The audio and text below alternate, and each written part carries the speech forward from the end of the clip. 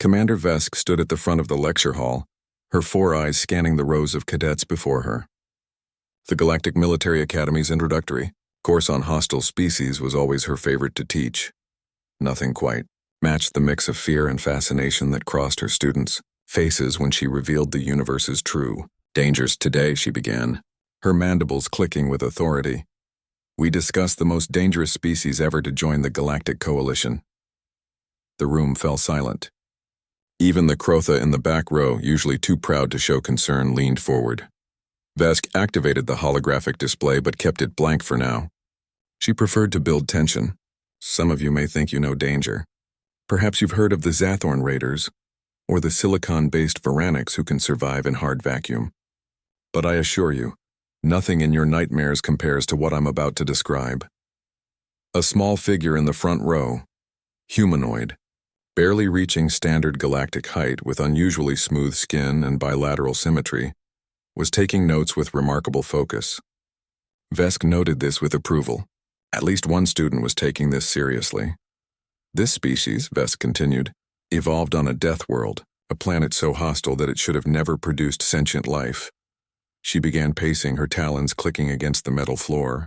Their world has weather systems that can level entire cities, tectonic plates that shift without warning, a sun that bombards them with radiation, and yet they thrived.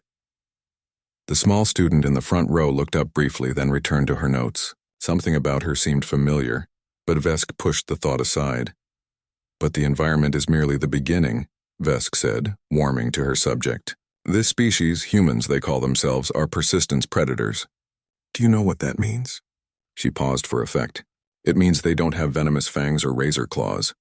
They don't have armored hide or natural camouflage. Instead, they simply don't stop.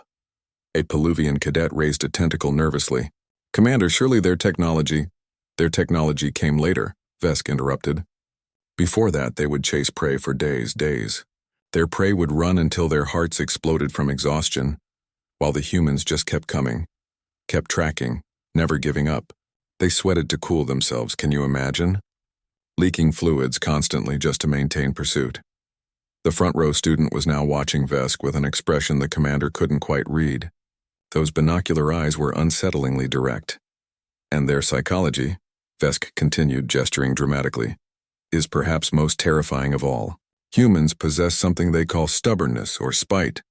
When told something is impossible, they take it as a personal challenge. When faced with certain death, they have been known to charge forward anyway, screaming battle cries simply because they refuse to accept defeat. She pulled up a holographic image now, a DNA helix. Their very biology is a weapon. They heal from wounds that would kill most species. They have an absurd tolerance for pain. Their bodies flood with combat stimulants, adrenaline, that let them perform impossible feats. There are documented cases of individual humans lifting vehicles to save their young, or fighting off predators that outweighed them 10-1. The Crotha in the back spoke up, his translator rendering his growl into standard galactic. Surely this is exaggeration, Commander. No species can be this dangerous and still achieve civilized status. Vesk's mandibles spread in what other species had learned to recognize as her version of a smile. That's the truly terrifying part. They are civilized. They formed complex societies, created art and music, developed philosophy and ethics. But underneath, she leaned forward conspiratorially, they're still apex predators who conquered their entire planet's food chain using nothing but endurance and stone tools. The small student in the front row raised her hand. Vesk nodded acknowledgement. Commander, the student said in a surprisingly soft voice, you mentioned they're part of the Galactic Coalition now. When did they join? Approximately 15 cycles ago, Vesk replied. The Coalition discovered them just as they developed faster-than-light travel. We made first contact, and do you know what these humans did?